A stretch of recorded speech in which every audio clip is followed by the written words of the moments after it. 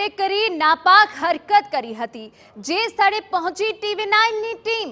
વર્ષ 1971 બાદ ફરી પાકિસ્તાનના નિશાના પર ભુજની બોર્ડર હોય તેવું લાગી રહ્યું છે, પરંતુ અહીંના લોકો અને ભારતીય સેના બંને સતત રહીને પાકિસ્તાનને જડબાતોડ જવાબ આપી રહ્યા છે। અનેક વખત પાકિસ્તાનની નાપાક હરકત ભારતીય સેના નિષ્ફળ કરી રહી છે, ત્યારે અહીંના લોકોએ જણાવ્યું કે 1971માં પણ લખપત ગામમાંથી વિમાનો ઉડતા હતા અને આજે પણ દુશ્મનના વિમાનો ઉડે છે, પરંતુ અહીંના લોકો પણ એટલા સતર્ક અને ભારતીય સેના સાથે પાકિસ્તાનને જવાબ આપવા તૈયાર છે।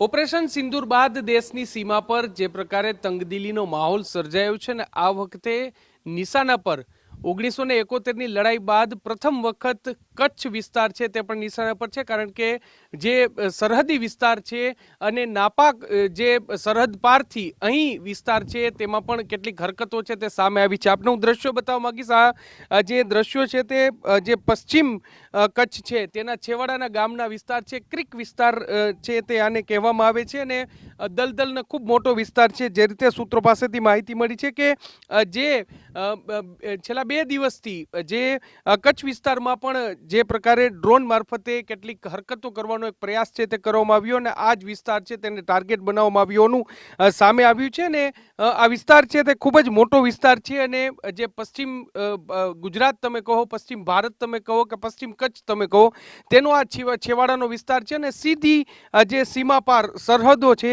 આંતરરાષ્ટ્રીય બોર્ડર છે તેને આ વિસ્તાર છે તે અસર કરે છે। મારી સાથે કેટલાક અહીંના સ્થાનિક લોકો છે, આપણે તેની સાથે વાત કરીશું। કાકા, શું કહેશો?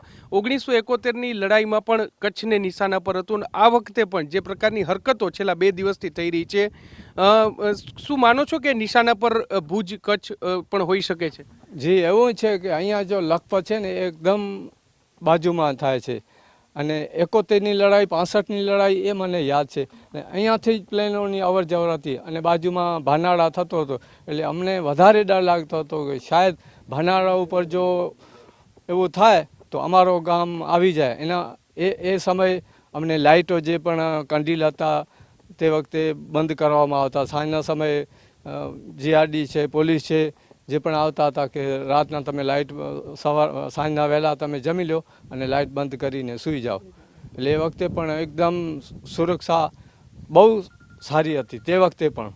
અત્યારે પણ જે રીતના હરકતો છે તે થઈ રહી છે, ભલે કોઈ તેને કારણે કોઈ નુકસાન નથી થયું, પરંતુ જરૂરથી એક હરકત અહીં થવાનો એક પ્રયાસ થયો છે, શું કહેશો તમે? જી, એવું છે કે હવે લખપત છે બધી રીતે પ્રખ્યાત, તે વખતે તો એટલું બધું નહોતું, હાલમાં તો બહુ ટુરિઝમ ક્ષેત્રે લખપતનું બહુ મહત્ત્વ છે, એટલે આંતરરાષ્ટ્રીય રીતે પણ લખપત બહુ ફેમસ છે। એટલે એવું થઈ શકે કે બાજુમાં થાય છે અને પછી ભાનાડો છે એના ઉપરથી જો અવર જવર થાય તો લખપતને વધારે અને ભુજ છે એને વધારે નુકસાન કરી શકે છે। એ રીતના જે હરકતો છેલ્લા 2 દિવસથી થઈ રહી છે, કેટલું તંત્ર એલર્ટ છે? તમે સરહદી ગામમાં રહો છો તો તમે પણ શું ધ્યાન રાખો છો, તકેદારી રાખો છો? અમારું જે ગામ છે સરહદ ઉપર આવેલું છે અને અમારી જવાબદારી છે। અહીંયા લખપતની વાત કરું તો લખપત ગામમાં હિન્દુ, મુસ્લિમ, શીખ ત્રણેય ધર્મના લોકો રહે છે અને અમે ખૂબ હળીમળીને રહેતા હોઈએ। હમણાં જે સમગ્ર દેશમાં પરિસ્થિતિ ચાલી રહી છે તે પરિસ્થિતિની વાત કરું તો અમારી જે અહીંયા જે આર્મી છે, આપણી BSF છે, પોલીસ છે, સ્થાનિક જે તંત્ર છે એ બિલકુલ એલર્ટ છે। BSFના ઈરાદા હોય કે એક ગુજરાતીના એક ભારતીયના ઈરાદા હોય અને આ જ ઈરાદાઓ છે તે નાકાબ મનસૂબાઓ છે તેને પાર થવા નહીં દે અને પાકિસ્તાન કોઈ પણ પ્રકારની હરકત કરશે તો તેને જડબાતોડ જવાબ આપવા માટે સક્ષમ છે અને સ્થાનિક લોકો અને ખાસ કરીને જે બોર્ડર વિસ્તારના લોકો છે તે પણ તમામ લોકો છે તે સુરક્ષા એજન્સીઓ છે તેની સાથે ખભો મિલાવી અને આ કામગીરી છે, આ જે તંગદિલી છે તેમાં સાથ આપી રહ્યા છે। કેમેરા પર્સન ભાવેશ લશ્કરી સાથે મોહિત ભટ્ટ, TV9 ભુજ।